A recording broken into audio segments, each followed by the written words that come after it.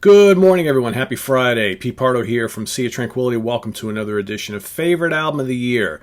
We've arrived at 1997 as we're winding down the 90s over the next couple days. Another really good year for music, especially if you're a fan of metal and prog. I was surprised that my list that I amassed of all my absolute favorites of the year that I had to kind of, whittle it down to.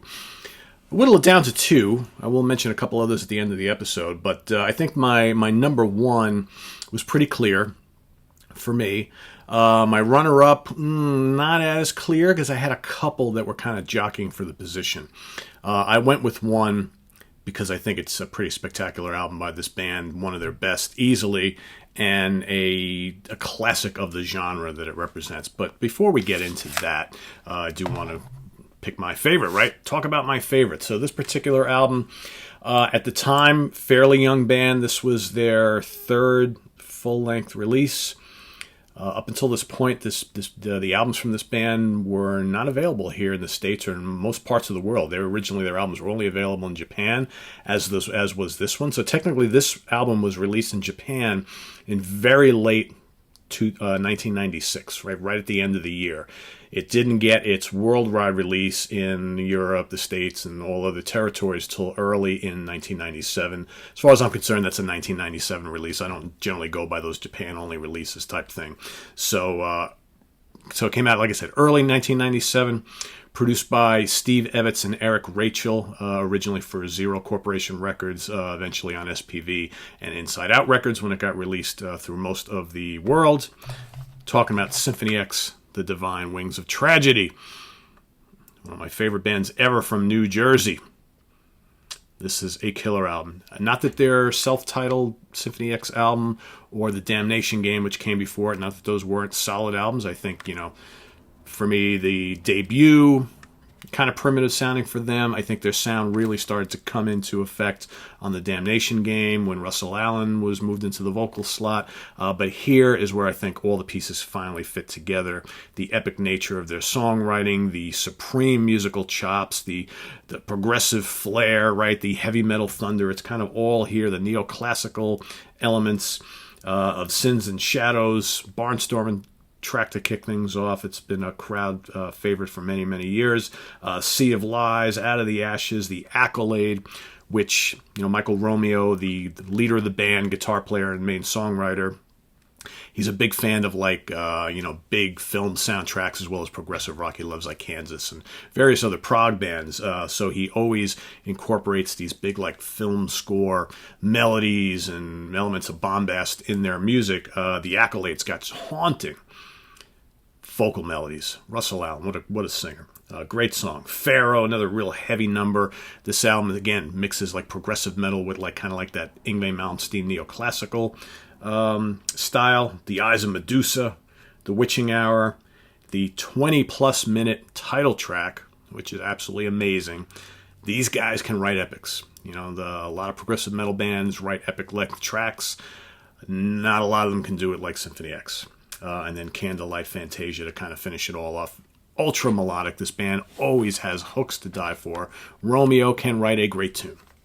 Not only can he shred on the guitar and crank out a million heavy riffs, he can write melodies. And Russell Allen can sing them. You got Michael Piniella on keyboards, and the rest of the band, just fantastic, fantastic, fantastic players. I love this album. And as great as this album is, I remember at the time when this came out, I was all into this.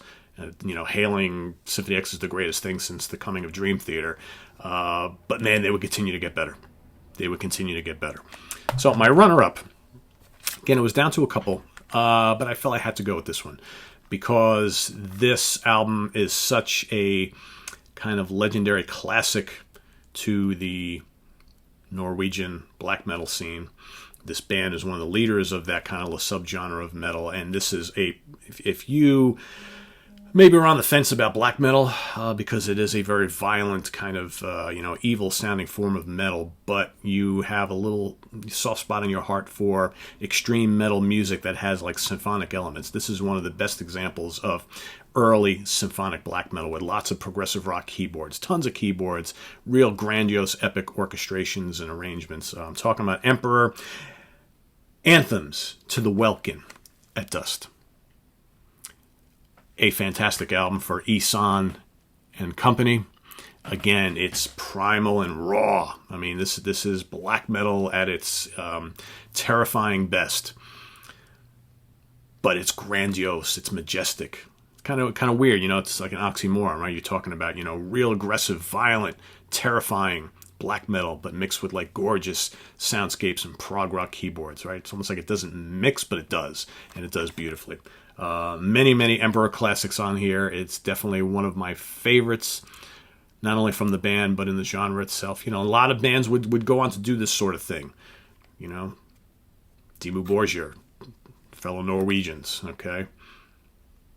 Cradle of Filth, Satyricon. A lot of other bands jumped on kind of like the symphonic black metal bandwagon or the atmospheric black metal bandwagon.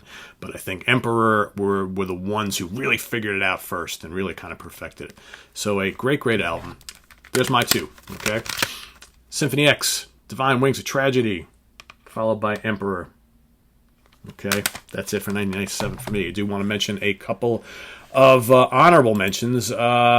The one that was really fighting at the end with Emperor is Fate's Warning, A Pleasant Shade of Grey, which is their one big line, like epic, thick as a brick statement, right? 45-minute long track, broken up into little subsections. I thought that was a great return to form for Fate's Warning. Their big proggy album, I dig that quite a bit.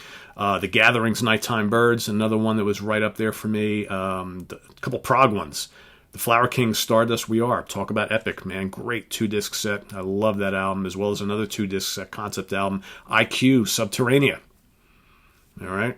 We got to remember Led Zeppelin's BBC Sessions, Double Live collection came out this same year. All right. You got Yes Keys to Ascension 2. A lot of other black metal stuff. Enslaved, Eld, Immortal, Blizzard Beast. You got Magellan's Test of Wills. A lot of good stuff. Iced Earth, Days of Purgatory, Devin Townsend, Ocean Machine. Dream Theater's Falling into Infinity. In Flames, Horacle. Anything else I missed?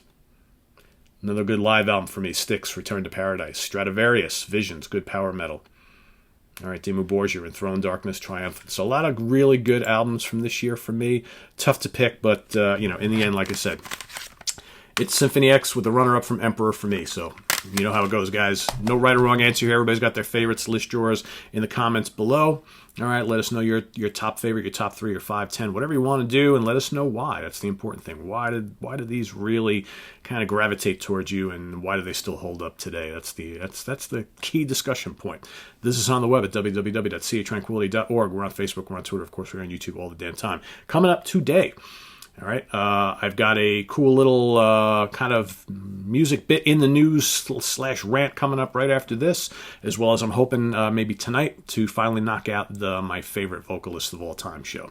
All right, then this weekend, all sorts of stuff. I'm also working on a ranking the albums for the Jefferson Airplane. A lot of people have asked for that. Going to go back to the 60s for a little San Francisco psychedelia. All right, they don't have a lot of albums. I'm going to rank that catalog. We've got tomorrow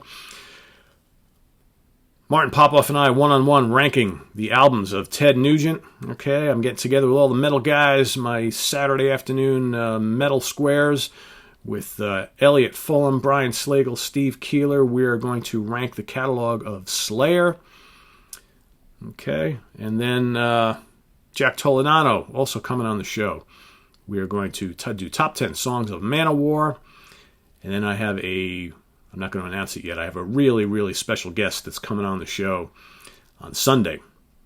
Or is it tomorrow? Actually, it's tomorrow. It's tomorrow. That's going to be a surprise. I've got a couple huge surprises in the works for you guys over the next 2 weeks. There may be more, but there's 2 that have already been confirmed. One is set to happen tomorrow. The other is probably going to happen in about a week and a half. We just kind of got to iron out the time. You're going to love both of them. if you're a prog fan, you're going to love both of these big time. So that's coming up. Stay tuned. More announcements ahead. A lot of other things happening. So, make sure you subscribe. Make sure you come back often. All right. Bookmark the site. Do whatever you got to do because you don't want to miss any of it. All right. So www.seatranquility.org. We're on Facebook. We're on Twitter. Of course, we're on YouTube all the damn time. See you guys tomorrow for, what are we up to? 1998. All right. Take care. Lots of other stuff. Have a good one. Bye-bye.